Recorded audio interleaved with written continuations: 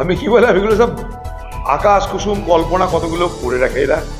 এত বাদ যাবে, তত বাদ যাবে, কারণ বাদ দেওয়া কি মুখের কথা আছে? মনে করলেই বাদ দিয়ে দিবে। শুরু করতো যদি কংগ্রেসের নেতৃত্বে, রাহুল গান্ধীর নেতৃত্বে ভারতবর্ষ জুড়ে প্রতিবাদ না উঠতো, সুপ্রিম কোর্টের হস্তক্ষেপ না হতো, তাহলে এটাই হতো। রাহুল গান্ধীর আন্দোলন, রাহুল গান্ধীর প্রতিবাদ, রাহুল গান্ধীর ভোট চোর গদ্দি চোরের স্লোগান রুখে দিয়েছে এসআইআর নামে মানুষের অধিকার কেড়ে নেওয়ার ষড়যন্ত্রকে। এটা মাথায় রাখবেন।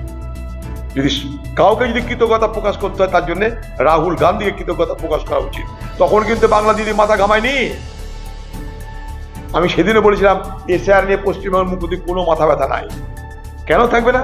তার একটা কারণ, ৮০,৬৮১টা পশ্চিমবঙ্গে বুথ আছে, ততটাই বিএলও আছে। সে বিএলও গুলো কারা? তৃণমূল দলের। এই আরো কারা?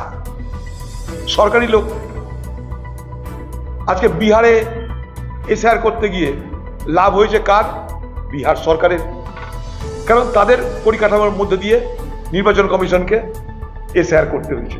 নির্বাচন কমিশন নিজস্ব কোনো স্টাফ তো নাই, ৮০০ মাত্র স্টাফ নির্বাচন কমিশন, আর দরকার ৮০,০০০ বিএলও। তো নির্বাচন কমিশন করতে গেলে আসবে সব এই রাজ্যের তৃণমূলে যত তাদের ওয়ার্কার আছে, যত পঞ্চায়েত রুট করার নেতারা আছে, সব বিএলও হয়ে গেছে। যেখানে বলা আছে স্থায়ী কর্মচারী দরকার, অস্থায়ী কন্ট্রাক্ট তাদেরকে নিয়ে ভরে দিচ্ছে। কোনো তৃণমূলের ক্ষতি হচ্ছে না। দিদি মাস্ট খুশি আছে। দিদি ৪ তারিখে দেখবেন অনেক পাতলা মারবে না, মাস্ট খুশি আছে দিদি। ভেবেছিল প্রথমে কি না কি হয়ে যাবে, একটু লাফালাফি করলো, দেখলো বাহ ঠিক চলছে অপারেশন। আমরা কিন্তু বসে নাই, আমরাও বসে নাই।